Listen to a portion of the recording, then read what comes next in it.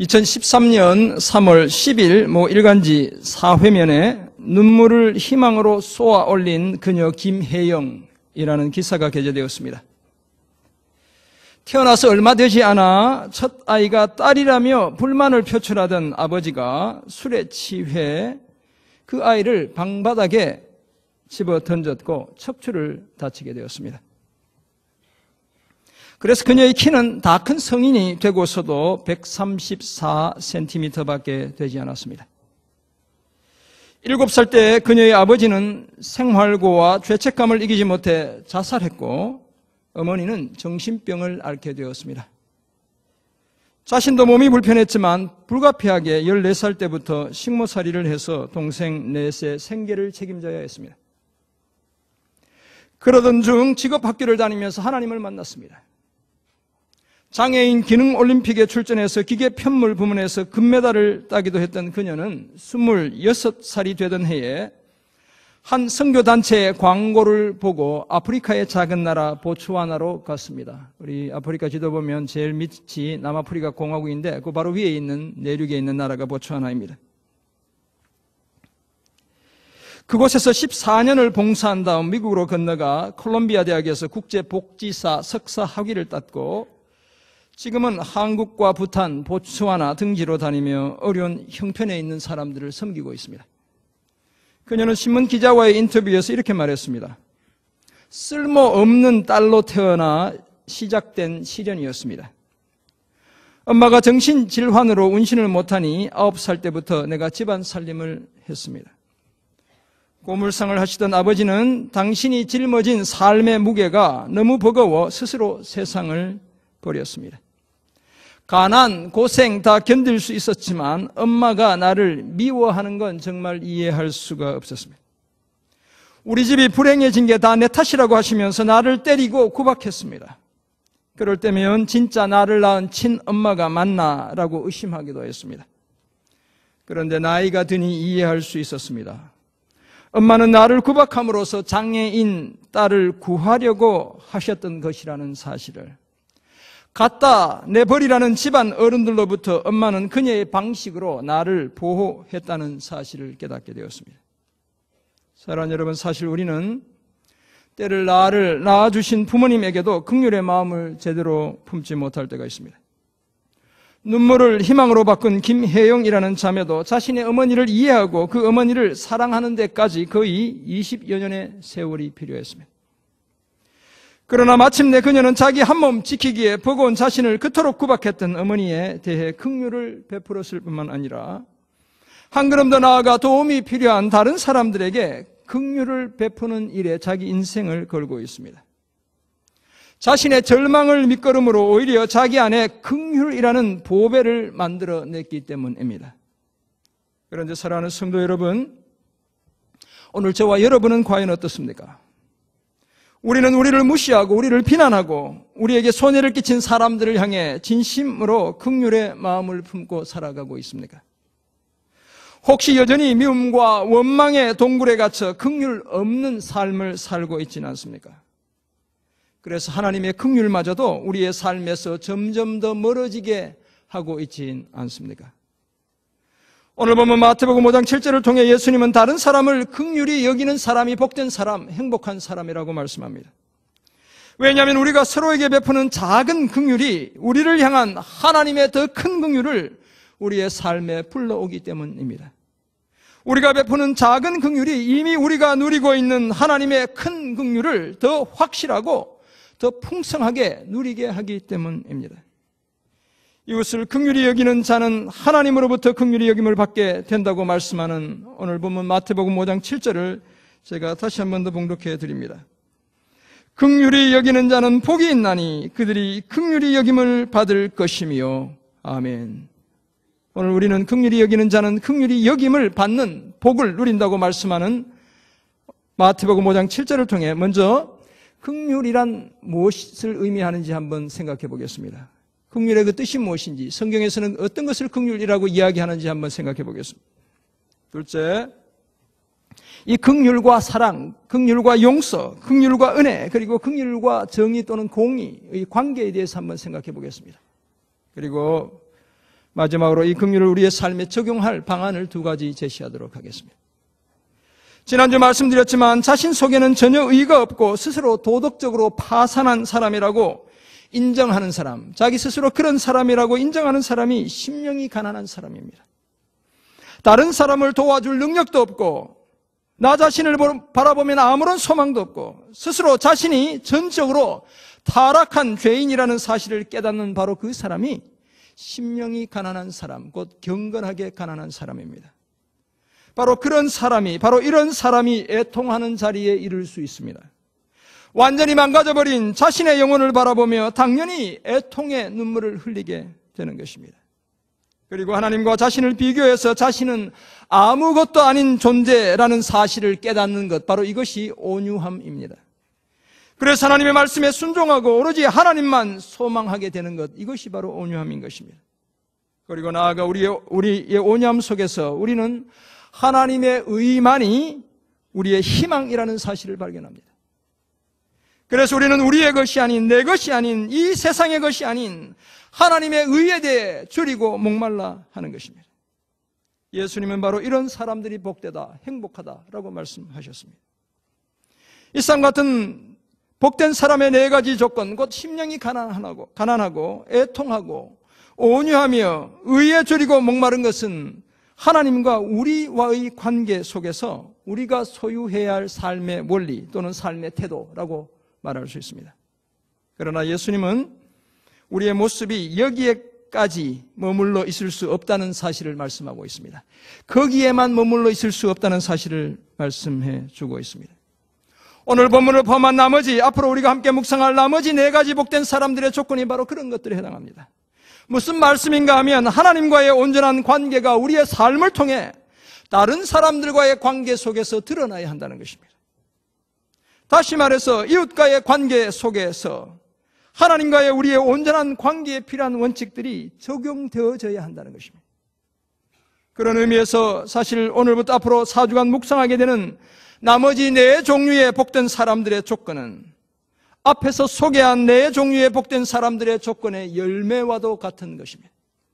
우리가 심령이 가난할 때 우리는 스스로 무기력한 자요, 파산한 자요, 아무것도 소유하지 못한 자라는 사실을 깨닫게 됩니다. 그런 우리 위에 하나님의 은혜가 부어졌고 이제 우리는 과거의 우리와 마찬가지로 오늘 인생에서 파산한 사람들을 향해 긍휼을 베풀 수 있습니다. 우리가 죄에 대해 애통할 때 우리는 회개의 눈물과 그리스도의 보혈의 능력으로 우리 마음에 더러운 죄의 찌꺼기를 말끔히 씻어낼 수 있습니다. 바로 그때 우리의 마음이 청결해지고 청결해진 마음의 눈으로 하나님을 보게 되는 것입니다. 5장 8절 우리가 다음 주에 묵상하게 될 내용이 바로 그것을 말씀합니다. 우리가 온유할 때 하나님의 말씀에 순종하고 하나님만 의지하기에 우리는 진정한 평화를 이룰 수 있습니다. 하나님과 비교해서 내가 아무것도 아닌 존재라는 사실을 깨달을 때 우리의 교만은 땅에 떨어지고 다른 사람과의 평화로운 관계를 맺어갈 수 있습니다. 9절이 바로 그 사실을 말씀합니다. 그래서 우리는 하나님의 아들과 딸이라고 불려지게 되는 것입니다. 그리고 우리가 의에 줄이고 목마를 때 하나님 앞에서 의로움을 덧입게 되고 우리의 삶에서 의로움을 나타낼 뿐만 아니라 우리는 기꺼이 그 의를 위하여 핍박을 받을 수 있습니다. 의 때문에 고난의 자리에 나아가게 되고 마침내 천국을 소유한 자로 우뚝 서게 되는 것입니다. 이처럼 하나님과의 관계에서의 원리가 사람들과의 관계에서 드러나게 해야 하는 그 첫 번째가 바로 다른 사람을 긍휼히 여기는 것입니다. 다른 사람에게 자비를 베푸는 것입니다. 왜냐하면 긍휼히 여기는 사람들이 하나님으로부터 긍휼히 여김을 받게 되기 때문입니다. 또한 이미 받은 긍휼을 더 확실하게, 더 풍성하게 경험하게 되기 때문입니다. 그렇다면 긍휼이란 무엇이겠습니까? 긍휼의 의미는 과연 무엇이겠습니까? 우리말로 제가 사전을 찾아보니까 긍휼은 자랑할 긍, 불쌍할 휼 이렇게 되어 있습니다. 불쌍히 여겨 돌봐주는 것, 가엾게 여겨 돌봐주는 것, 이것을 긍휼이라고 말합니다. 예수님 당시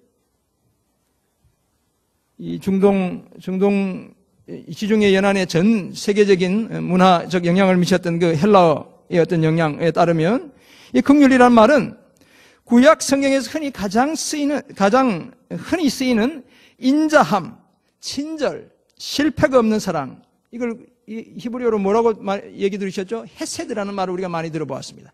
바로 이 헤세드라는 말과 같은 의미로 인식되었습니다. 인자함, 친절, 실패가 없는 사랑과 긍휼이 같은 의미로 사용되고 있다는 것입니다. 그래서 헬라어로 구약 성경을 번역한 70인경을 보면 이 헤세드를 오늘 본문 마태복음 5장 7절에 긍휼이라는 말이 엘레몬이라는 말이 사용되고 있는데, 이 말에 사용된 이 단어와 어원이 동일한 엘레오스라는 말로 다 번역하고 있습니다. 헬라어로 비슷한 단어를 사용해서 하나님의 그 인자하심, 긍휼을 번역하고 있다는 것입니다. 따라서 이 긍휼은 그럴 조건과 자격이 없는 사람에게 또는 받은 호의와 환대를 도무지 되갚을 수 없는 사람에게 베푸는 적극적인 친절이다 라고 말할 수 있습니다. 또한 다른 사람의 입장에 서는 것, 다른 사람의 딱한 형편과 처지를 동정하는 것, 다시 말해서 어려움에 처한, 공경에 처한 다른 사람과 자신을 동일시하는 것, 이것이 바로 긍휼이다 라고 말할 수 있습니다. 성경 속에서 이런 긍휼과 자비와 인자심, 이 풍성하신 대표적인 분이 누굽니까? 바로 우리가 믿는 하나님 아버지가 그런 분이십니다. 그래서 늘 시인들이 그렇게 노래하는 것입니다. 뿐만 아니라 또 누가 그러했습니까? 인간의 몸을 입고 이 땅에 오신 예수 그리스도가 바로 그런 분이신 것입니다. 그렇다면 누군가를 긍휼히 여긴다는 것은 우리가 신의 성품에 참여하는 것입니다.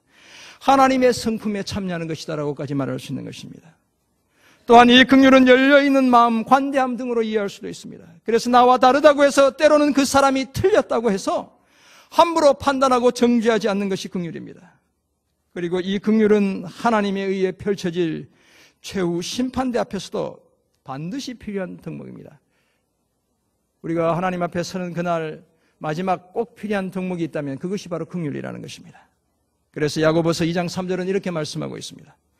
긍휼을 행하지 아니하는 자에게는 긍휼 없는 심판이 있으리라. 여러분, 만약 우리가 긍휼 없는 심판이 있다고 생각해 보세요. 천국에 들어갈 사람이, 영원히 주님과 함께 살아갈 사람이 우리 중에 아무도 없을 것입니다. 야고보 2장 3절 뒷부분은 이렇게 말씀합니다. 긍휼은 심판을 이기고 자랑하느니라. 긍휼이 심판을 이기게 한다라고 말씀하는 것입니다. 그렇지만 사실 우리는 엄청난 오해 속에 놓여 있거나 억압받는 상황과 극도로 피폐한 상황 속에서는 말처럼 긍휼을 베풀기가 쉽지 않습니다. 그것을 행동으로 옮기기는 정말 어려운 것입니다. 힘든 상황 속에 놓여 있다 보면 우리는 내가 긍휼을 베풀 사람이 아니라 어떻게 생각합니까? 오히려 긍휼을 받아야 할 사람이라고 생각하는 것이죠. 긍휼히 여김을 받아야 할 존재가 바로 나 자신이라고 생각하는 것입니다. 그래서 내 마음의 문을 꼭꼭 닫아버리고 다른 사람들을 향한 도움의 손길을, 용서의 손길을 전혀 내밀지 않게 됩니다. 그렇지만 그런 상황 속에서도 빛을 발하게 해야 하는 그것이 바로 긍휼입니다. 그 사람에게도 피치 못할 이유가 있었다고 생각하는 것, 그렇게 생각해 주는 것이 긍휼입니다. 그리고 오늘 나도 참 힘들지만 나보다 더 어려운 처지에 있는 사람들을 돌아보는 것, 그것이 바로 긍휼입니다. 나를 무척이나 힘겹게 했던 사람에게까지 다시 한번 자비의 마음을 베푸는 것, 바로 이것이 긍휼입니다. 바로 이것이 우리의 영원한 구원자 되시는 예수님이 우리에게 보여주신 긍휼이고, 또한 저와 여러분이 우리의 지체들, 우리의 친구들, 우리 가족들에게 베풀기 원하시는 긍휼인 것입니다. 그리고 그런 사람이 하나님의 긍휼을 더 확실하게, 더 풍성하게 누리기 때문에 주님은 복된 사람이다, 행복한 사람이다 라고 말씀하셨던 것입니다. 그렇다면 긍휼과 사랑, 긍휼과 용서, 긍휼과 은혜, 긍휼과 정의의 관계는 어떤 것인지 한번 생각해 보겠습니다. 긍휼은 먼저 사랑에서 비롯되는 것입니다. 그래서 에베소서 2장 4절 5절에서 사도 바울은 이렇게 말씀합니다. 긍휼이 풍성하신 하나님이 우리를 사랑하신 그 큰 사랑을 인하여 허물로 죽은 우리를 그리스도와 함께 살리셨고 너희는 은혜로 구원을 받은 것이라. 아멘. 이 구절을 NIV라는 영어 성경을 보면 그 의미가 보다 명확해집니다. 제가 한글로 간략하게 옮겨보았습니다.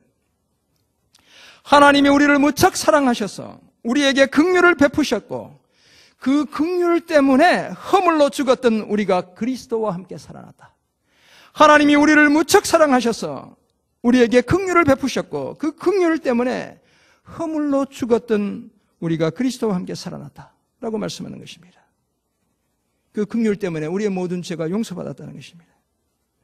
사실 긍휼은 어떤 문제를 전제하고 있는 것입니다. 그렇지만 사랑은 문제가 있든 없든 그 자체로 역사하는 것이 사랑입니다. 사랑은 애정에서 비롯되는 행동이라면 긍휼은 필요로부터 나오는 행위입니다. 사랑은 언제나 한결같은 것이라면 공경의 때를 위해, 어려운 때를 위해 예비된 그것이 바로 긍휼입니다. 만약 우리가 의롭다면 우리는 더 이상 긍휼이 필요하지 않을 수도 있습니다. 우리가 완벽하게 의롭다면 심판대 앞에서 우리가 하나님의 긍휼이 필요하지 않을 수도 있습니다. 그러나 그런 사람은 사실 이 세상에 아무도 없는 것이죠. 우리의 의로움 여부에 관계없이 사랑은 영원히 필요한 것입니다. 긍휼은 바로 사랑으로부터 비롯된다는 사실을 우리가 알게 되는 것입니다. 한편 긍휼과 용서 또는 긍휼은 용서 또는 관대함으로 그 모습을 드러낸다고 말할 수 있습니다. 따라서 긍휼은 용서의 출발점과도 같은 것입니다. 뿐만 아니라 정말 누군가를 긍휼히 여긴다면 그것은 용서로 드러나야 합니다. 이런 연결고리는 긍휼에 풍성하신 하나님께서 우리의 모든 죄와 허물을 용서해 주시는 것에서도 찾아볼 수 있습니다. 그래서 예레미야가 3장 22절 23절은 이렇게 말씀합니다. 여호와의 인자와 긍휼이 무궁하심으로 우리가 진멸되지 아니함이니이다. 이것들이 아침마다 새로우니 주의 성실하심이 크시도소이다. 여호와의 인자와 긍휼이 무궁하심으로 우리가 진멸되지 아니한다라고 말씀합니다. 하나님의 인자와 긍휼과 우리의 형편에 대한 하나님의 이해 때문에 우리가 하나님의 용서를 받게 된다라고 말씀하는 것입니다. 한편 긍휼과 은혜는 나란히 가는 것이다 라고 말할 수 있습니다. 조금 전에 말씀드렸지만 긍휼은 어떤 문제를 전제로 하는 것입니다. 고통, 처참함, 공경 등의 상황을 바탕으로 긍휼의 행위가 드러나게 되는 것입니다. 그런데 은혜는 죄 그 자체를 다루는 것입니다. 그렇다면 긍휼은 죄의 결과로 나타나는 현상 곧 죄의 형벌을 다루는 것이고 그런 왜곡된 증상의 근본 원인을 다루는 것, 그것이 은혜라고 말할 수 있습니다. 따라서 은혜가 죄를 제거해 주는 것이라면 그 죄에 따른 형벌을 제거해 주는 것이 긍휼인 것입니다. 따라서 긍휼과 은혜는 나란히 가는 것이다. 동전의 양면과도 같은 것이다 라고 말할 수 있습니다. 그런데 우리는 여기서 하나님이 그토록 정의로우신 분이라면, 공의로우신 분이라면 어떻게 긍휼을 베풀 수 있는가라는 질문을 던질 수 있습니다. 그리고 그 대답은 그러실 수 있다는 것입니다. 예스라는 것입니다. 그 이유는 하나님이 인간이 되셨고 인간이 되신 하나님이 십자가에 달려 돌아가셨고 그 두 손과 발에 우리의 죄의 문서까지 다 함께 못 박아 주셨기 때문에 그런 것입니다. 십자가에서 우리의 모든 죄의 빚을 다 갚아주심으로 하나님의 공의가 완전히 만족되었기 때문에 가능한 것입니다. 다시 말해서 십자가를 통해 하나님의 긍휼과 공의가 나란히 설 수 있게 된 것입니다.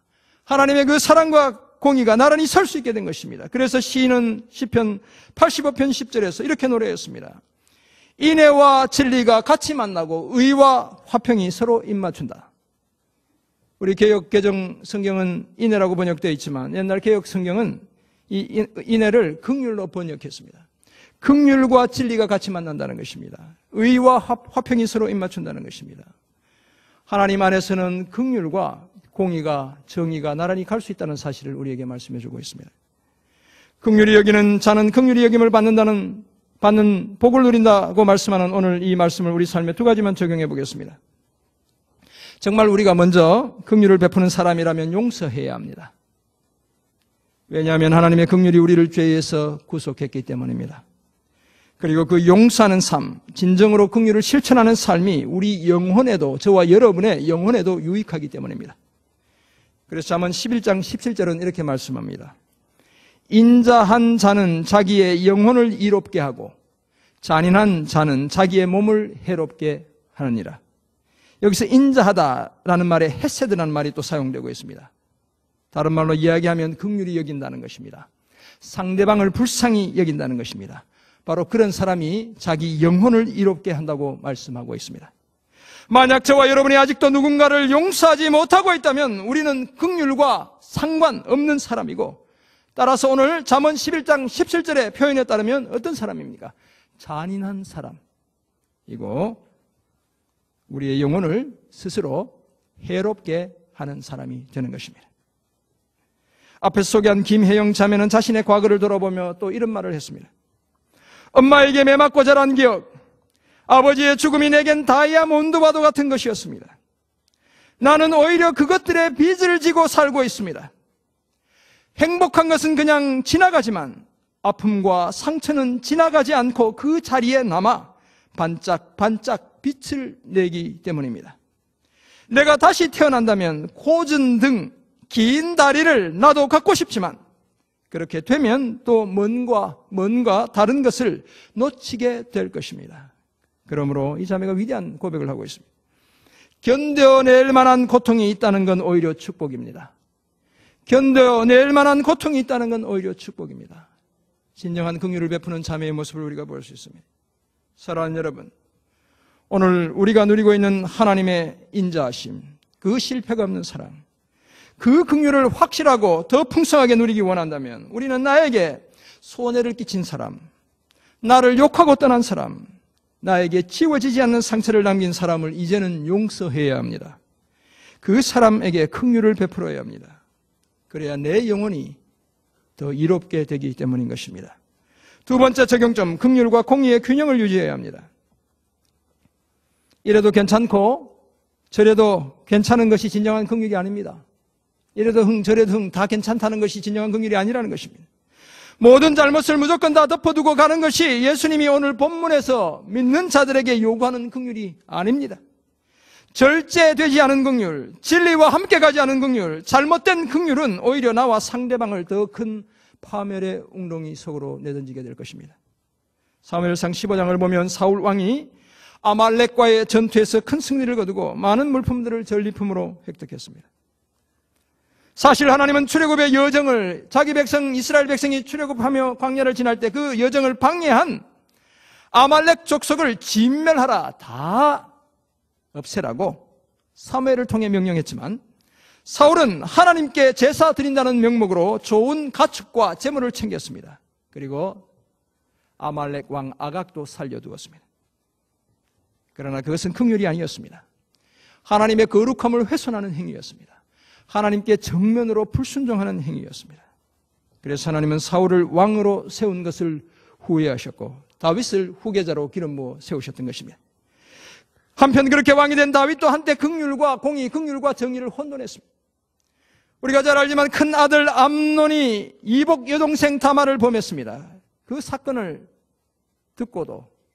전에 듣고도 아무런 조처도 취하지 않고 있는 것을 우리가 보게 됩니다.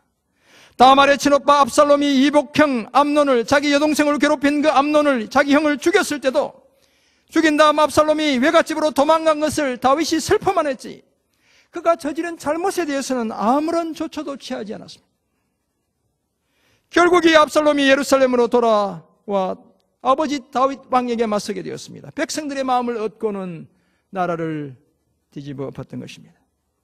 그 위세에 눌려 다윗은 예루살렘에서 쫓겨나야 했고 동족들 간에 전쟁의 피바람이, 이스라엘 부족들 간에 전쟁의 피바람이 몰아닥쳤던 것입니다. 구약 성경 사무엘하 13장 암논과 다말의 사건부터 19장 아들 압살롬에 의해 쫓겨난 아버지 다윗의 예루살렘 귀환에 이르기까지 이 긴 내용을 압살롬과 관련된 비극을 채우고 있다는 이 사실, 그것은 이스라엘 역사 속에 그 상처가 얼마나 큰 것이었는지, 긍휼과 공의를 혼돈한 그 상처가 얼마나 큰 것이었는지를 우리에게 보여주고 있는 것입니다. 사랑하는 여러분, 이것은 오늘 우리의 삶에서도 마찬가지입니다. 자녀들을 지나치게 허용적으로 키우면 뭐가 됩니까? 망나니가 되죠. 그래도 더 내버려두면 뭐가 되죠? 개망나니가 되는 것입니다. 물론 그렇다고 해서 말씀으로 잘 키워도 자녀가 잘 크는 건 하나님 은혜로 크는 거예요. 그래도 우리가 아멘 하십시오. 우리가 부모로서 최선을 다하는 것이죠. 우리가 지나치게 내버려두면 우리 자녀들은 개망나니가 될 가능성이 많습니다. 오늘 우리가 맺어가는 관계 속에서도 좀 어색해지는 것이 두려워 명백한 죄와 의도적인 잘못을 그냥 덮어두고 넘어가기만 하면 그 사람은 그렇게 살아도 별 문제가 없다고 생각할 수도 있고, 그래서 그런 행동을 계속 반복하게 될 것입니다. 뾰족한 눈빛, 거친 언어로 그 사람들의 잘못을 늘 지적하라는 것이 아닙니다, 여러분. 사랑이 묻어나는 지혜로 그 사람의 죄나 잘못을 교정해 주는 용기를 내는 것, 이것이야말로 진정한 긍휼인 것입니다. 그 사람의 영혼을 위해 용기를 내는 것, 이것이 바로 진정한 긍휼인 것입니다. 그 사람의 영혼과 우리 영혼에 유익을 주는 이런 긍휼을 우리가 베풀어야 하는 것입니다. 이런 긍휼을 우리가 연습해야 우리는 진정으로 행복한 가정, 행복한 공동체를 함께 세워갈 수 있습니다. 미국의 필라델피아에 있는 제10장로교에서 평생을 목회하며 라디오 방송 설교의 개척자로 인정받았던 닥터 도널드 그레이 반하우스라는 분이 있습니다. 이분이 자신이 쓴 성경 교리 주해라는 책에서 긍휼과 은혜에 관해 이렇게 정리했습니다. 예수 그리스도께서 십자가에서 돌아가실 때 인간의 구원을 위한 하나님의 모든 일은 예언이라는 영역을 지나서 마침내 역사적인 사실이 되었습니다. 이제 하나님의 구원이 예수님의 십자가 사건을 통해 역사적인 사건이 사실이 되었다는 것입니다. 이제 하나님은 우리에게 긍휼을 베푸시는 분입니다. 그러므로 누구든지 하나님이여 나를 긍휼히 여겨주소서라고 기도하는 사람은 하나님께 그리스도의 십자가 희생을 반복해 달라고 요청하는 사람과도 같습니다. 하나님은 자신이 사람들에게 보여줄 수 있는 모든 긍휼을 그리스도께서 십자가에서 돌아가실 때 다 보여주셨습니다. 그것이 긍휼의 전부입니다. 더 이상의 긍휼은 존재할 수 없습니다. 그리고 이제 하나님은 우리에게 은혜를 베푸시는 분입니다. 왜냐하면 우리에게 자신의 모든 긍휼을 다 쏟아 부어 주셨기 때문입니다. 은혜의 샘은 이제 활짝 열렸고 그 샘물은 넘쳐나고 있습니다. 그것도 값없이 거저 주시는 그 은혜의 샘물이 넘쳐나고 있습니다. 사랑하는 성도 여러분, 사실 우리의 힘으로 누군가에게 진정한 긍휼을 계속해서 지속적으로 베푼다는 것이 불가능합니다. 한두 번 상대방의 잘못과 무례함을 눈감아 줄 수는 있지만 그것이 서너 번이 넘어가면 우리의 인내심은 한계에 도달합니다. 우리가 부부간의 관계에서 보면 금방 알 수 있습니다. 한두 번 참아주다가도 폭발하면 이전에 잘못한 것까지 다 들춰내서 그냥 집중포화를 날리게 되는 것입니다. 비난과 원망의 말을 마구 쏟아붓게 되는 것입니다. 제가 그래. 네. 여러분은 안 그러지 몰라도. 그렇지만 우리가 다시 한번 우리의 식구들, 우리의 친구들, 교회의 지체들, 직장의 동료, 선배, 후배들에게 긍휼을 베풀 수 있는 것은 우리가 그런 연약한 존재이지만 우리가 그래도 긍휼을 베풀 수 있는 것은 우리가 가진 긍휼의 원천이 나로부터 비롯된 것이 아니라 하나님께 있기 때문인 것입니다. 또한 예수 그리스도의 십자가를 통해 하나님의 무한한 긍휼을 우리 위에 다 쏟아부어 주셨기 때문에 우리가 바로 그 긍휼을 담고 있기 때문에 가능한 것입니다. 뿐만 아니라 우리가 계속 심령이 가난한 애통하는 온유한 의에 줄인 삶을 살기 위해 저와 여러분이 몸부림치고 있기 때문에 가능한 것입니다. 그래서 우리 안에 나의 긍휼이 아니라 하나님이 주시는 그 긍휼을 가득히 담고 살아가기 때문에 힘겨운 그 삶의 자리에서도 우리는 긍휼을 다시 베풀 수 있게 되는 것입니다. 그러므로 우리는 다시 한 번 더 나의 도움이 필요한, 나의 격려와 이해가 필요한 우리 주변 사람들을 향해 긍휼을 베푸는 우리가 되어야 합니다. 물론 때로는 예수님처럼 긍휼을 베풀었지만 사람들로부터 아무런 보상을 받지 못하게 될 수도 있습니다. 오히려 사람들로부터 오해를 받고 미움과 원망을 한 몸에 사게 될 수도 있습니다. 그러나 우리가 긍휼을 베풀면서 경험하게 되는 십자가는 더 큰 영광, 더 큰 긍휼을 소유하기 위한 십자가, 아픔, 상처라는 사실을 잊지 않아야 합니다. 그러므로 이제 우리는 남편과 아내, 자식과 형제, 친척과 이웃, 우리 공동체의 지체들을 향해 긍휼을 베푸는 그 일을 다시 시작해야 합니다. 더 큰 자비를 베풀기 위해 더 많이 힘쓰는 저와 여러분이 되어야 합니다. 이런 우리에게 영원히 빼앗기지 않는 하나님의 긍휼이 계속해서 선물로 부어질 것입니다. 이미 우리가 소유하고 누리는 하나님의 긍휼을 더 풍성하게, 더 확실하게 누리게 될 것입니다. 오늘 이후로 다른 사람을 긍휼히 여김을 통해 하나님의 긍휼을 마음껏 소유하며 누리며 행복한 삶을 살아가는 저와 여러분 모두가 되시기를 주님의 이름으로 축원합니다. 아멘. 기도하겠습니다. 하나님 아버지, 우리가 누군가를 긍휼히 여기는 것, 그것이 얼마나 큰 어려움이